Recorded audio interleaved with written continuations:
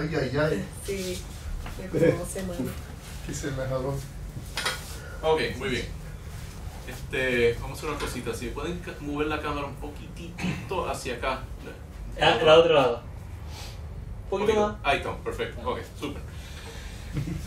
Ok, pues la otra vez habíamos estado hablando, ¿verdad? Porque estamos hablando de cosas fundamentales del cristianismo. Hemos dicho que, ¿verdad? El cristianismo básicamente tiene tres cosas que lo hacen, o sea, que son el fundamento, los pilares del cristianismo. ¿Recuerdan cuáles son las tres cosas? La palabra de Dios. The Father, Son, and Holy Ghost. That's Okay, muy bien. Esas that's son, the fundamental of our religion. okay, muy bien. Tres cosas de La Trinidad. Pero ellos se manifiestan en tres formas. Está, el cristianismo podemos decir que es una ética, ¿verdad? Nos dice cómo debemos comportarnos. Tiene un plan de salvación, ¿verdad? Y tiene Una ética, un plan de salvación. y una teología. Así que tiene una ética, ¿verdad? Que nos dice cómo debemos comportarnos. Tiene una teología que nos dice quién es Dios, ¿verdad? Y cómo es Él, y cómo debemos relacionarnos con Él. Y tiene un plan de salvación que nos dice, ¿verdad? Cómo nosotros podemos ir de donde estamos a donde debemos llegar. ¿Y eso son ¿verdad? qué?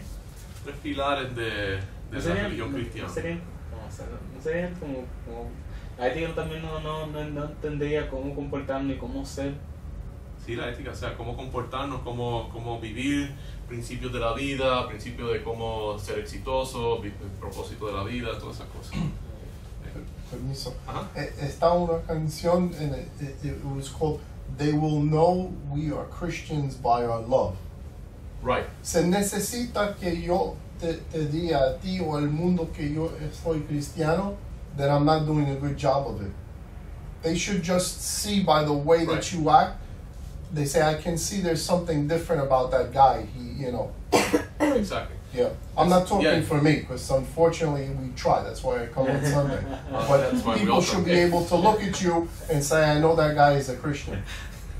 We're all in the same boat. We all Amen. try, we all Amen. mess up pretty badly, but Yeah. and the more you try, the more you mess up. Yeah, well, That's it's like okay, it's but- like the pottery, Pastor. That's what it's about, Yeah. I think. Y a The veces, more you try, the more you know that you're not perfect.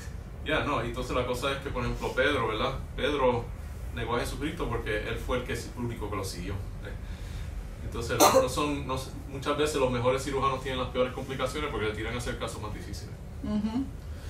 Así que, o sea, Y el segundo, tú dices, estaba el teología. Igual. El teología, segundo punto. teología porque nos dice quién es Dios Theology. y cómo tener una relación con Dios, o sea, quién en sí es Dios y cómo es Él. Como comunicar What God is like. con él es como se hablar con. Sí, porque para poder Padre tener una nuestro. relación con Dios tenemos que saber cómo es Él, cómo es que es Dios, o sea, sus atributos, y eso, o sea, mucho de nuestro comportamiento tiene que ver con cómo es Dios para poder saber cómo agradarnos. Y entonces, y lo otro era el plan de salvación, pero el poder para poder hacer lo que debemos hacer. Pastor, si lo pusiera en orden, sería primero el plan de salvación, la teología y después la ética. El plan de salvación. Todos van juntos porque para ser salvo uno tiene que saber que la ética no la está haciendo y lo que Dios requiere. Todos están básicamente, es como muchas áreas del conocimiento que, por ejemplo, para saber física tienes que entender matemática, pero para entender la matemática tienes que saber cómo aplicarla para ver el contexto de la Pero física. matemática viene Y- primero antes de la física. No, porque desde chiquito tú estás bregando con la física. Bueno, sí, pero la lógica. Todo que- es una espiral. Pues tienes que... Para mí se puedo tirarte al tercer punto. The third point is era Plan de salvación. ética, plan de salvación y teología. en la teología, la cosa que siempre yo estoy pensando es que como in the Acts of the Apostles, Paul says God's grace is sufficient. So if we have God's grace and we accept that salvation, they say, I think that we are saved. Sí. In other words, some Sí. people try to do good works, you know. So, you know, in my mind, because I still have one foot here in this world, as a lot of people do, why be good then? If you're saved and you've accepted Jesus, or is it tied in with the first point, the comportamiento? Sí, el comportamiento, porque la cosa es que la pregunta entonces, ¿para qué somos salvos? It's okay if I do it in Spanish, right? Oh, claro que sí. Disculpa que Y puede no, hacerlo en no inglés puedo decir también. en Puede hacerlo en español. inglés. Pero él entiende Ah, mucho ok. Gracias. que lo hago también por el video, para que, porque eso, el video no lo ve nadie, pero No diga eso, pastor. quizás te sale el único que mucha gente ve. La cosa es que, o sea, uno es salvo con un propósito, uno es salvo por gracia, pero después que uno es salvo, entonces las cosas cambian. Y ahora Dios le da el poder de poder obedecerlo. Y ahí entonces uno obedece por dos razones, yo pienso. Uno obedece por agradecimiento a lo que Dios ha hecho por nosotros, que nos salvó, por nosotros no merecernos eso. Así que nosotros tenemos una deuda que pagarle a Dios. O sea, nosotros hemos hecho cosas malas, se supone que fuéramos al infierno. Jesucristo pagó por eso, yo le debo. ¿Ves? Es gratis, pero Pablo dice, ¿verdad? Eso es lo que estamos viendo en Romanos, que somos deudores a Jesucristo, y nosotros en agradecimiento deberíamos querer hacer algo, ¿verdad?, para atrás, porque por ejemplo, eso lo demuestra, es el amor de Dios hacia nosotros, y nosotros tenemos que amar a Dios sobre todas las cosas. Así que eso nos mueve, ¿verdad?, el sentido de que tenemos una deuda, pero también el sentido del amor que tenemos hacia Dios, que tenemos ahora esa responsabilidad de amar a Dios sobre todas las cosas. So, ese deudo que tenemos a Dios es como la idea de servicio cristiano a otras personas. Exacto, entonces la cosa es que nosotros tenemos que amar a Dios, ¿verdad? Y amar a nuestro prójimo, y básicamente con eso es el punto del cristianismo, ¿verdad? Con eso termina podemos resumir toda la Biblia en eso, pero el resto de la Biblia nos dice cómo hacer eso, cómo demostrarle amor a las otras personas. Y eso se basa en la naturaleza de Dios y en la naturaleza de los hombres. Así que eso en sí es lo que es la ley. La ley es instrucción, ¿verdad?, la Biblia, de cómo nosotros entonces demostrar amor a Dios y demostrar amor al prójimo. Entonces, y la otra cosa es que, o sea, vimos que, okay, Dios, tenemos una deuda con Dios, ¿verdad? O sea, Sí. un debt, Sí. ¿verdad? Tenemos una deuda de amor, o sea que Dios nos ama, nosotros tenemos el deber de amar. Eso es algo que es un poquito paradójico, ¿verdad? Porque el amor uno piensa que es algo como voluntario, pero nosotros estamos obligados a amar a Dios. Es bien, no, Y no amar a a Dios, nuestro pero prójimo. al próximo, de certain próximos es bien difícil. Sí, amarlo. amar al prójimo es bien difícil, Yo pero tengo amar a Dios, problema con eso. amar a Dios también es difícil. Nosotros no tenemos, naturalmente, no amamos a Dios como deberíamos. Nosotros siempre Sí. estamos pidiéndole a Dios, pero nosotros amar a Dios es difícil. Por lo menos yo he encontrado que yo siento que no lo amo como debería. No tengo Sí. a veces uno ama otras cosas Sí. más que lo que uno ama a Dios. Pero encima de eso hay una tercera cosa, y es que a medida que nosotros, o sea, ya que es nuestro deber, ¿verdad?, en ambas áreas, Dios también nos promete que nos va a dar más todavía, ¿ves? Nos va a dar galardones por hacer esas cosas. O sea que no es que simplemente estamos llegando a cero con esto. Él nos cuenta como que ya estamos en cero y esto ahora es todo positivo. O sea que las cosas buenas que estamos haciendo, estas buenas obras, nos van a traer recompensas con intereses. ¿Ves? Y entonces en la eternidad, pues nosotros vamos a disfrutar más de la eternidad a medida que amamos a Dios y lo obedecemos. Así que la Biblia es muy importante para eso. Entonces, la vez pasada estamos hablando de cómo se produjo la Biblia, de la inspiración de la Biblia, que la Biblia que se produjo fue perfecta, y entonces de ahí se han hecho muchas copias de ese documento perfecto y se ha traducido. Y tenemos, ¿verdad?, y uno puede hacer análisis y todo eso, y tenemos, ¿verdad?, copias bien precisas de la Biblia. Podemos reconstruir el texto original con una precisión bien alta, y tenemos muy buenas traducciones de la Biblia, pero tenemos que recordarnos que lo que es perfecto es ese producto original. Y ahí que siempre tenemos que tratar de ser nuestra meta, llegar a ese punto. Hay algunas personas que elevan traducciones o algo así al nivel de perfección, y como todo eso envuelve, ¿verdad?, proceso que se llama proceso de providencia, donde Dios usa humanos imperfectos para copiar y traducir la Biblia y predicar la Biblia, pues ninguno de esos procesos son perfectos, pero el proceso original que la produjo, vimos la otra vez que sí es perfecto. Así que hoy quiero hablar de otro tema, y es el tema, y lo quiero hablar primero con versículos y después, pero antes, por un poquito de contexto en lo que piensan las distintas personas. Y es, ¿qué debemos hacer con el Antiguo Testamento? ¿Okay? Cuando vamos al Antiguo Testamento, que es una gran parte de la Biblia, ¿qué hacemos con el Antiguo Testamento? Específicamente en 3 áreas. ¿Qué hacemos con sus leyes? ¿Qué hacemos con sus profecías? ¿Y qué hacemos con su pueblo? Así que, ¿cuán aplicables son las leyes del Antiguo Testamento a nosotros? ¿Cuán literales son las profecías, que la gran mayoría se hacen a Israel? ¿Y cuál es la relación entre el pueblo de Israel y la iglesia? ¿Qué debe ser nuestra actitud hacia los judíos?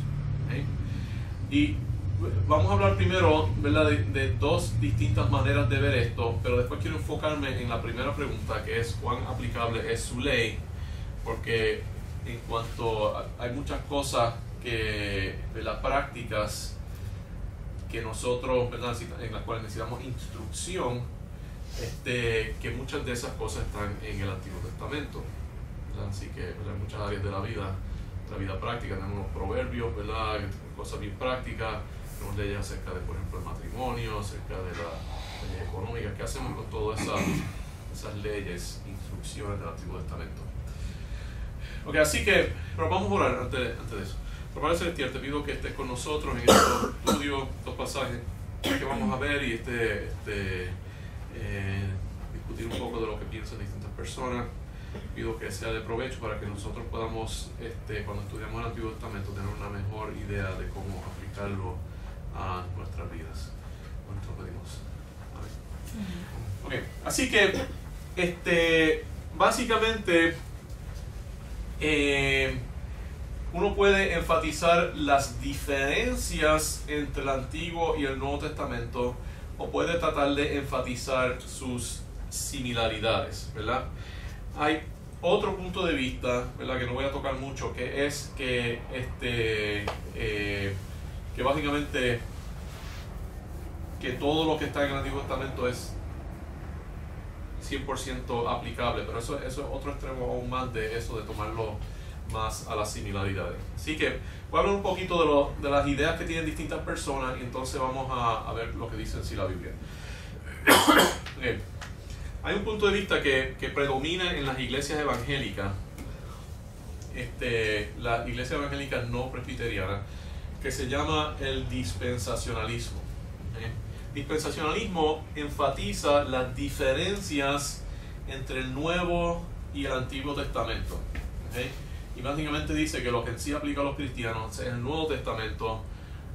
Hay muchos niveles del dispensacionalismo. Hay algunas personas que dicen que básicamente las únicas parte de la Biblia que es directamente aplicable a nosotros son el libro de los Hechos, las epístolas de Pablo y el Evangelio de Juan. Se llama el dispensacionalismo extremo. Voy a describir un poquito acerca de esto para que sepan, porque mucha doctrina se basa en eso, ¿verdad?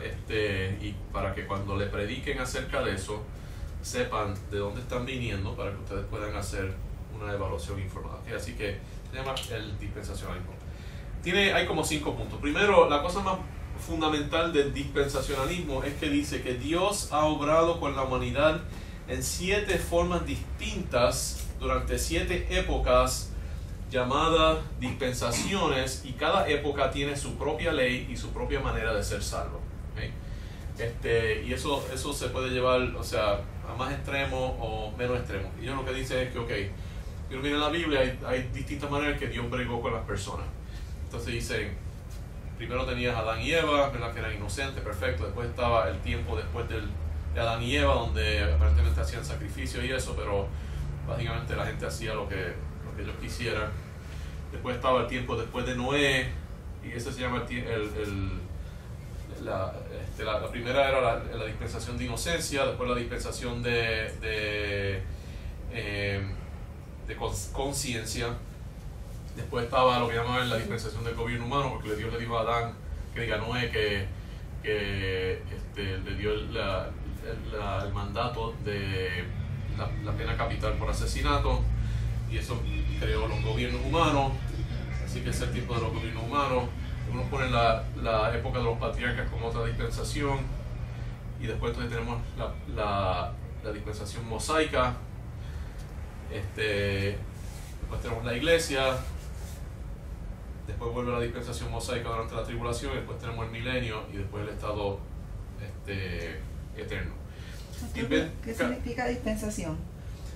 Dispensación es un periodo de tiempo donde Dios brega en una forma distinta con las personas. ¿Okay? Entonces, vemos algo de eso en la Biblia. Yo le voy a poner mis biases, ¿verdad? Yo entiendo de que yo lo veo más como una progresión que pero eso lo vamos a ver un poquito después. Pero ellos lo que ven es que, o sea, algunos de estos dispensacionalistas básicamente dicen, la gente en el Antiguo Testamento se salvaba de una forma distinta a lo que se salva la gente hoy. Pero para mí eso demuestra un Dios que es inconstante y que no hay un fundamento, eso más como medio caprichoso. ¿Ves? Eso es lo otro que le iba a preguntar. ¿Quién acuñó ese término de dispensación? ¿Quién comienza a hablar y analizar la Biblia para decir que esos diferentes eventos históricos los iban a llamar así dispensación? Dispensación viene de Pablo dice que la dispensación del Evangelio había sido encomendada a él. Dispensación quiere decir administración económica, que habla de que Dios durante la iglesia es una nueva manera de bregar con la humanidad. Ahora, la cosa es que esa es la única dispensación que se menciona en la Biblia. Pero como se contrasta con la ley, pues yo diría, tenemos dos dispensaciones. Tenemos una antes de la muerte de Cristo y otra después de la muerte de Cristo. Cada dispensación tiene una progresión, ¿verdad? En la manera que Dios va bregando, va dando más y más luz, porque hay una progresión general.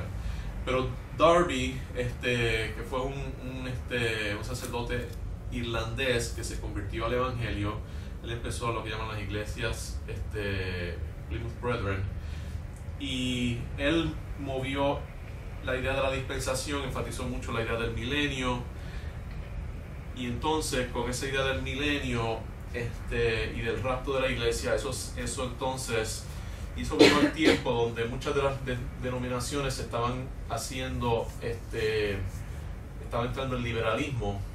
Así que básicamente lo que pasó es que esas ideas que eran más milenialistas y tomando la Biblia más literal, que tienen ciertos puntos buenos, vino al mismo tiempo que estaba viniendo un movimiento de no tomar la Biblia literal y que no era cierta, y eso básicamente dividió el cristianismo en dos partes y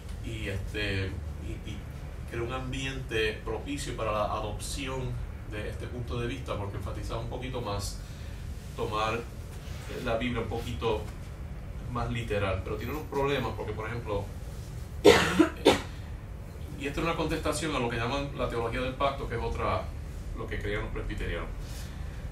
Pero voy a decir otra cosa, que además de las dispensaciones, ellos dicen, bueno, como estamos en una dispensación nueva, la ley del Antiguo Testamento está abolida, o sea que no tenemos que seguir nada de la ley del Antiguo Testamento. Entonces dice pero entonces ¿qué hacemos con eso? Dice, pues los escritos de la ley no nos aplican directamente, sino a través de extrapolación de principios de sabiduría. O sea, podemos aprender algo de ella, pero no son cosas que tenemos que obedecer directamente. Pero la cosa es que los escritos de la ley no solamente son el Antiguo Testamento, sino también los evangelios sinópticos, las epístolas de Juan, las de Pedro, las de Santiago, las de Judas y la mayoría del Apocalipsis. En su extremo niegan el bautismo y hasta la gran comisión. Esos son los que son bien extremos. una cosa positiva que yo pienso es que piensan que las profecías del Antiguo Testamento se cumplirán literalmente en el futuro, y por eso es que hubo un énfasis de la idea del reino milenial de Jesucristo. Ellos piensan que la iglesia y el pueblo de Israel son completamente separados, pero que Dios eventualmente va a restaurar el pueblo de Israel, y entonces la próxima dispensación va a ser con el pueblo de Israel. Así que ellos hacen esa separación.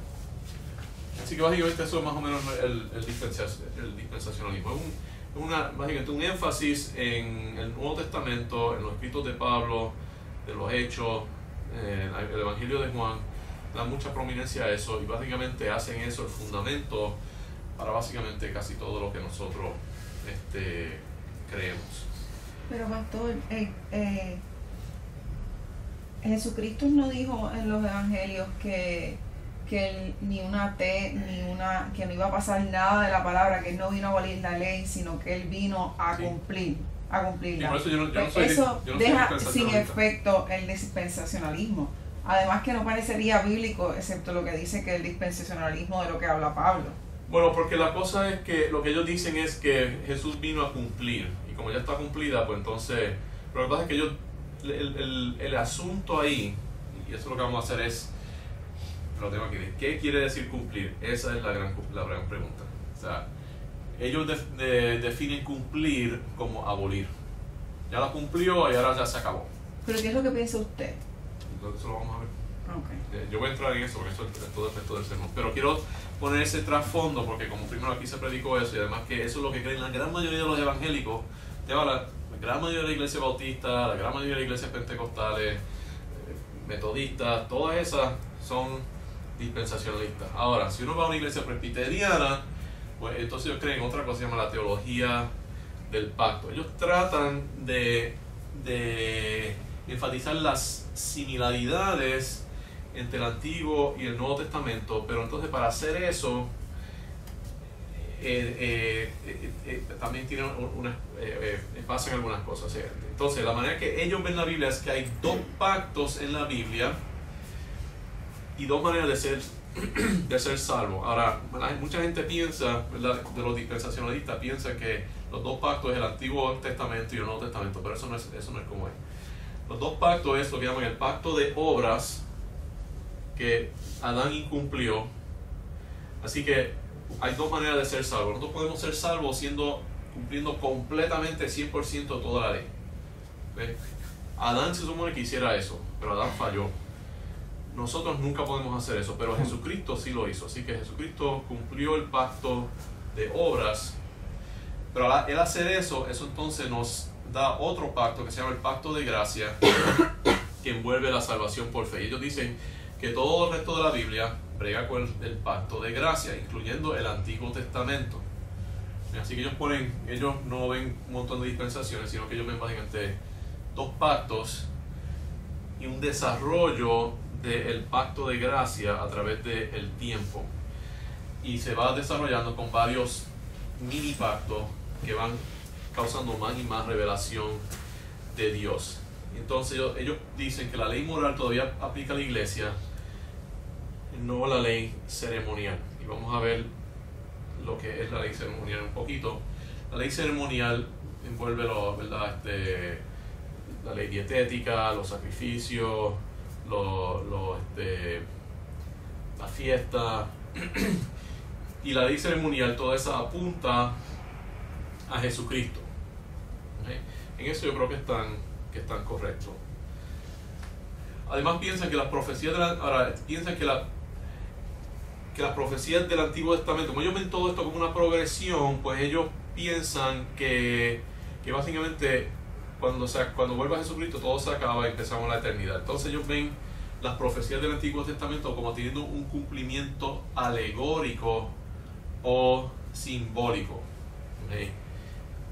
Ellos no creen que las profecías del Antiguo Testamento se van a cumplir literalmente en cuanto a las que describen el reino de Dios sobre la tierra. Ellos piensan que esos son o del tiempo de la iglesia o hablan del estado eterno. Yo estoy entendiendo bien ellos piensan que lo que dice aquí no es lo que dice y ellos lo interpretan de otra manera. Eso es lo que yo estoy entendiendo de lo que usted me está diciendo.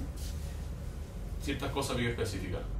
Aquellas que hablan de la restauración de Israel y de un mundo básicamente donde Dios está reinando. La cosa es que no es que lo tomen tan alegóricamente, porque ellos dicen, bueno, mucho de eso es la eternidad, o sea, el estado eterno. Y otras, podemos ver, por ejemplo, si uno ve las condiciones de nosotros hoy en día comparado con lo que era antes, pero dicen, es una mejoría gradual que va a ir pasando durante el tiempo de la iglesia. Lo que pasa es que hay algunos detalles de esas profecías que no cuadran con eso. Y eso entonces dicen que es simbólico. Entonces parte de ese simbolismo es que dicen que la iglesia es Israel, pero es Israel espiritual. El problema con eso es que si nosotros vemos a la iglesia como Israel y lo tomamos eso bien literalmente, entonces ellos tienen un punto de vista de lo que es la sociedad y lo que es la iglesia y la relación entre la iglesia y el Estado y el país, que causa algunos problemas, porque por ejemplo ellos entonces dicen, bueno, el bautismo es equivalente a la circuncisión, igual que los judíos cuando nacían los circuncidaban, los niños judíos. En la iglesia, como somos la nueva Israel, eso se sustituyó por el bautismo, entonces cuando un bebé nace hay que bautizarlo. Y yo pienso que eso no es lo que dice la Biblia. Así que esos son los dos puntos de vista grandes que hay, que es el dispensacionalismo y la teología del pacto. Hay otro grupo bien pequeño, se llaman los judíos mesiánicos, que dicen que todo eso somos literalmente Israel y todos tenemos que seguir todas las leyes de Israel, porque nada de eso es todo literal y todo aplica a nosotros, pero es un punto de vista bien minoritario. Así que eso más o menos es lo que tenemos hoy en día. Vamos a ver ahora qué es lo que dice la Biblia. ¿Entienden los dos, más o menos un poquito los dos puntos, verdad? La teología del pacto, que son los presbiterianos, ¿verdad? Y toda su historia, ¿no? En Ginebra, en Escocia, donde estaba Calvino, en Ginebra, en Suiza, después en Escocia, Nueva Inglaterra y en Holanda, donde predominaba este punto de vista. Entonces tenemos dispensacionalismo de Darby, de los Plymouth Brethren, que es el punto de vista más común entre los evangélicos. Uno enfatiza las diferencias, otro las similaridades. Así que vamos a ver lo que dice la Biblia.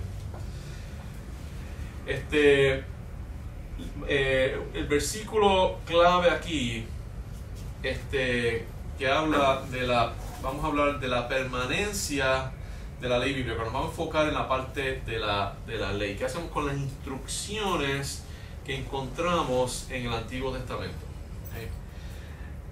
¿Qué dice la Biblia? En Mateo 5, 17 al 20 dice: no penséis que he venido para abrogar la ley o los profetas. No he venido para abrogar, sino para cumplir. Porque de cierto os digo que hasta que pasen el cielo y la tierra, ni una jota ni una tilde pasará de la ley, hasta que todo se haya cumplido. De manera que cualquiera que quebrante uno de estos mandamientos muy pequeños y en sí enseñe a los hombres muy pequeños será llamado en el reino de los cielos, mas cualquiera que los haga y los enseñe, este será llamado grande en el reino de los cielos. Y estamos hablando, ¿verdad?, ¿qué es lo que debemos hacer en nuestra vida? Bueno, debemos, ¿verdad?, dice, hacer y enseñar los mandamientos que Dios nos ha dado. Así vamos a ser grandes en el reino de los cielos. Dice: porque yo os digo que si vuestra justicia no fuere mayor que los escribas y los fariseos, no entraréis en el reino de los cielos. Así que aquí la gran pregunta es: ¿qué quiere decir cumplir y qué quiere decir abrogar? Así que en inglés las palabras son abolish y fulfill. Él no vino a abolish, él vino a fulfill. Así que la palabra que se traduce en cumplir tiene el significado de llenar algo hasta el máximo. La palabra en inglés saca un poco más ese aspecto, que es fulfill, fill to the full, llenar a capacidad. ¿Okay? Ahora, es importante, yo pienso, ver cómo es que nosotros, o sea, cómo es que Jesucristo cumplió la ley. Y la cosa es que Él no nos deja al garete, Él nos da ejemplos, ¿verdad? Y la Biblia habla de cómo es que esto pasó. Ahora, quiero dar para atrás un poquito y hablar un poquito acerca de especialmente el dispensacionalismo, porque la cosa es que hay una tendencia de nosotros querer derrocar el gobierno de Dios, ¿verdad? Al ser humano no le gusta estar bajo reglas, ¿verdad? Y seguir instrucciones, nos gusta hacer lo que venga fácil, ¿verdad? Pero lo que viene fácil no necesariamente es lo correcto, y al contrario, yo diría que las cosas están diseñadas para que nosotros podamos crecer buscando retos. Y eso lo vemos aún en las cosas naturales. Por ejemplo, para nosotros ponernos fuertes, ¿verdad? Tenemos que alzar pesa, ¿verdad? Si queremos vernos bien y no bien gordos, ¿verdad? Como yo, tenemos que pasar hambre. Me too. Y a nadie le gusta pasar hambre, ¿verdad? Todos queremos hartarnos, ¿ves? Y yo lo digo aquí, pero mis hijos, ¿verdad? Me dicen que no compran las alitas y las compro como quiera, ¿verdad? Porque es difícil dejar pasar, ¿verdad? Pasar hambre, y es difícil ponerse a hacer ejercicio, ¿verdad? Y es difícil ponerse a estudiar, ¿verdad? Y es difícil estar en una oficina oscura, ¿verdad? Todo el día viendo gente vieja y bregando con sus problemas, ¿verdad? Pero todo eso, o ¿verdad? Siendo, ¿verdad? Conozco gente que no quiere ser abogado, que dicen, yo no quiero estar bregando con criminales todo el tiempo, ¿verdad? Todas las cosas que valen la pena hacer tienen un negativo bien grande, ¿verdad? Sí. Así que, pero a la gente eso no le gusta. Entonces vemos en el Salmo 2, 1 al 3, dice, no sé si alguien tiene una Biblia en español, porque yo este cantito lo tengo en inglés. Yo lo tengo. Salmo 2. Salmo 2, 1 al 3. Salmo 2, 1 al 3. ¿Por qué se amotinan las gentes y los pueblos piensan cosas vanas? Se levantarán los reyes de la tierra y príncipes consultarán unidos contra Jehová y contra su ungido, diciendo, rompamos sus ligaduras y echemos de nosotros sus cuerdas. ¿Hasta ahí? Sí, exacto. Estoy leyendo algo que no. Sí, no, perfecto. Okay, así que él estaba diciendo, básicamente, ¿verdad? Que básicamente toda la gente quiere romper esas cuerdas y esas bandas que Dios tiene sobre nosotros, que son las leyes de Dios. Y el ser humano siempre está buscando excusas para romper la ley de Dios, y eso también incluso incluye a los cristianos, ¿verdad? Que quieren eximirse, ¿verdad? De seguir la ley de Dios, pero entonces van a terminar pagando las consecuencias de eso. Entonces no saben por qué. Entonces vamos a mirar a segunda de Timoteo rapidito, que este es un pasaje que ya lo hemos leído muchas veces. Yo solo leo rapidito. Dice y que desde y esto lo vamos a leer otra vez ahorita. Dice, y que desde la niñez has sabido las sagradas escrituras, las cuales te pueden hacer sabio para la salvación por la fe que es en Cristo Jesús. Toda la escritura es inspirada por Dios y útil para enseñar, para redarguir, para corregir, para instruir en justicia, a fin de que el hombre de Dios sea perfecto, enteramente preparado para toda buena obra. Las escrituras de las cuales se están refiriendo aquí, como hablamos la otra vez, es el Antiguo Testamento, ¿verdad? Así que tenemos que tener, ¿verdad? Saber, ¿verdad? Bien qué hacer con el Antiguo Testamento. Así que vamos a ver cómo Jesucristo cumplió la ley, ¿ok?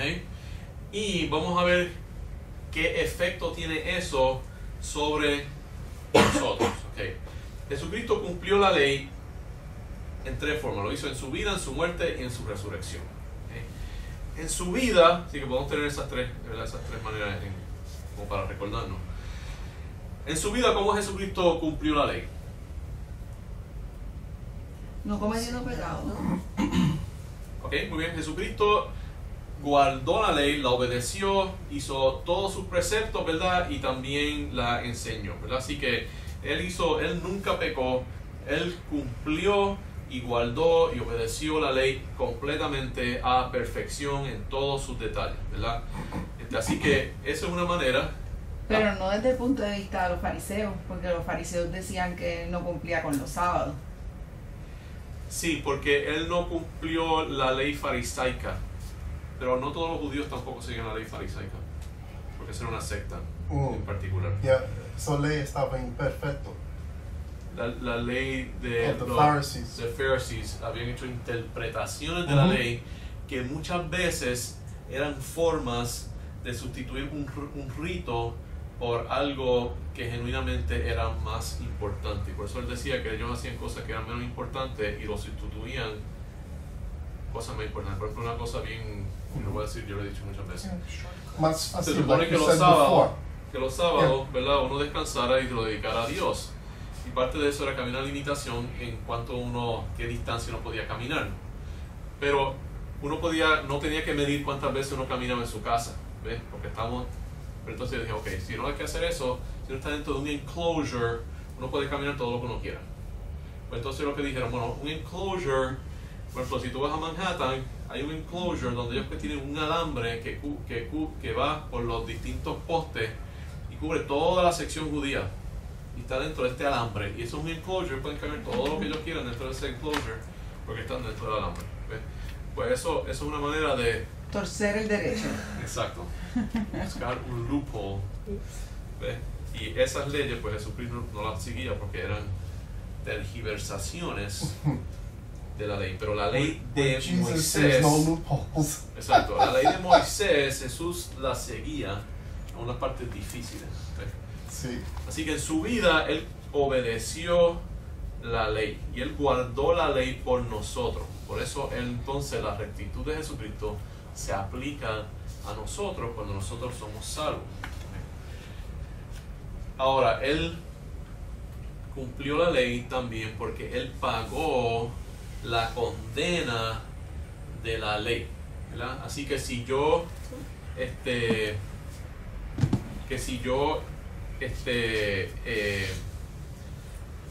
¿verdad?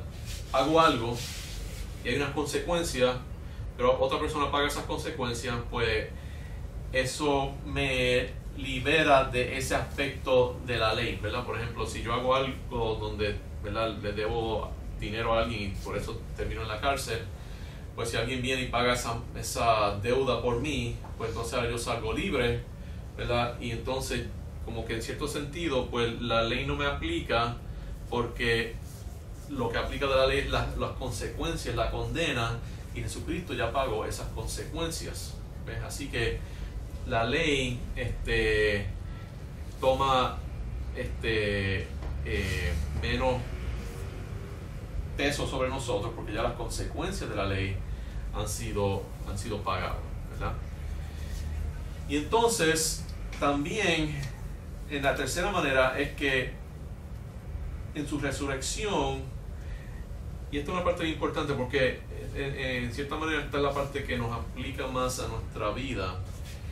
Él nos da el poder para cumplir las leyes, porque a través de su resurrección, esa resurrección se aplica a nosotros, y nosotros también somos resucitados, y eso envuelve en que Él nos manda el Espíritu Santo para morar dentro de nosotros. Pablo dice, con Cristo estoy juntamente crucificado, y vivo no ya yo, mas vive Cristo en mí, y lo que ahora vivo en la carne, lo vivo en la fe del Hijo de Dios, el cual me amó y se entregó a sí mismo por mí. Así que nosotros, se supone que la parte de nosotros que peca ha sido crucificada, y la parte de nosotros que quiere hacer lo bueno ahora ha recibido un influjo de energía que hace que hagamos lo nuevo, lo bueno. Dice, Roma dice, no reine pues el pecado en vuestro cuerpo mortal, de modo que lo obedezcáis en sus concupiscencias, ni tampoco presentéis vuestros miembros al pecado como instrumento de iniquidad, sino presentaos vosotros mismos a Dios como vivo de entre los muertos, y vuestros miembros a Dios como instrumentos de justicia, porque el pecado no se enseñoreará de vosotros, pues no estás bajo la ley, sino bajo la gracia. Así que fíjense, cuando está hablando de que no estamos bajo la ley, sino bajo la gracia, ¿de qué está hablando? Está hablando de esa resurrección que pasa en nosotros. De ahora somos, dice, como vivos de entre los muertos. ¿Y cómo es que somos vivos entre los muertos? Porque nosotros ahora tenemos ese Espíritu Santo que está viviendo dentro de nosotros. Y eso es algo que es literal. Y por eso la persona que es salva, debe haber una transformación en su carácter. Yo he visto muchas personas que yo he visto que de verdad han sido salvas. Cuando ellos son salvos de verdad, algo cambia, ¿verdad? Porque uno debe esperar, si una persona tiene su espíritu muerto y de momento Dios viene a morar dentro de él, tiene el poder del Espíritu Santo, el control del Espíritu Santo, y ahora su espíritu revive, eso debería ser una diferencia notable en las personas. Y eso yo lo he visto, ¿verdad? Las personas que de verdad son salvas, ellos cambian, ¿verdad? Hay un cambio que ocurre dentro de la persona. Pastor, podemos decir que lo que le dijo Jesucristo a Nicodemo, de que la forma era morir y volver a nacer, es básicamente estaba describiendo la resurrección como usted la está describiendo a nivel humano. Sí, podríamos exacto, decir eso. Exacto, eso es uno de los pasajes bien clave acerca de eso, Juan 3. Que habla de eso mismo, tenemos que nacer de nuevo, porque ya hemos nacido físicamente, pero nacimos con un espíritu muerto. ¿Ves?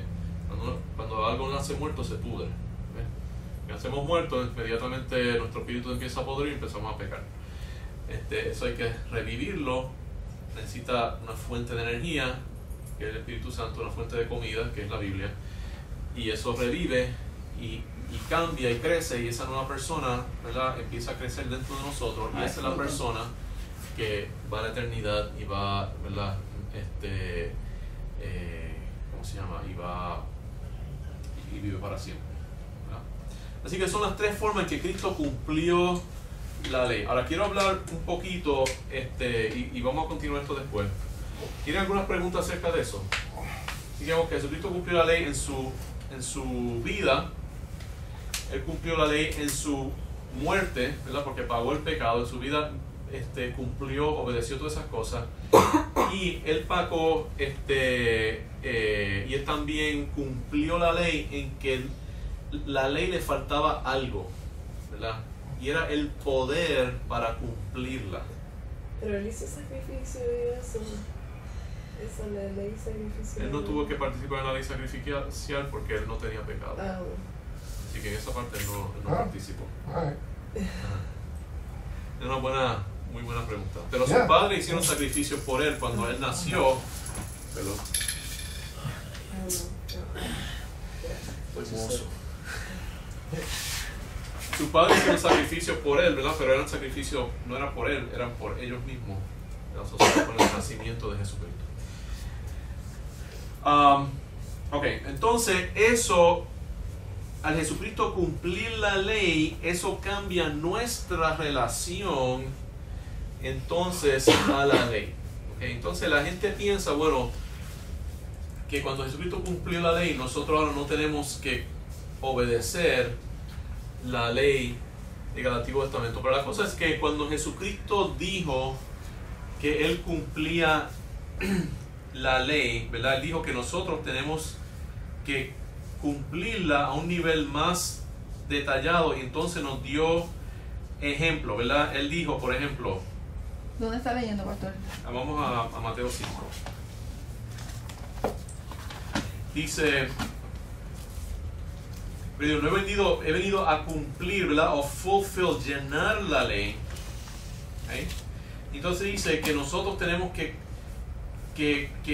nuestra justicia tiene que ser mayor a los escribas y los fariseos. Así que la ley del Nuevo Testamento no es menos estricta que la del Antiguo Testamento, es más estricta que del Antiguo Testamento. 5:20. Porque os digo que si vuestra justicia no fuere mayor que la de los escribas y fariseos, no entraréis en el reino de los cielos. Ahora, en parte eso aplica de que tenemos que ser perfectos y eso solamente lo hacemos, ¿verdad?, por fe en Jesucristo. Pero entonces él empieza a dar ejemplos, ¿verdad? O sea, que él les dice, ahora, ¿cómo es que nosotros tenemos que cumplirla? Dice, oíste que fue dicho a los antiguos, no matarás, y que el que matara será culpable de juicio. Así que, ¿cuál es? Son uno de los 10 mandamientos. Dice, pero yo digo, ahora, yo le estoy interpretando y aplicando cómo es la ley en esta nueva era que tenemos el Espíritu Santo, que nos da el poder.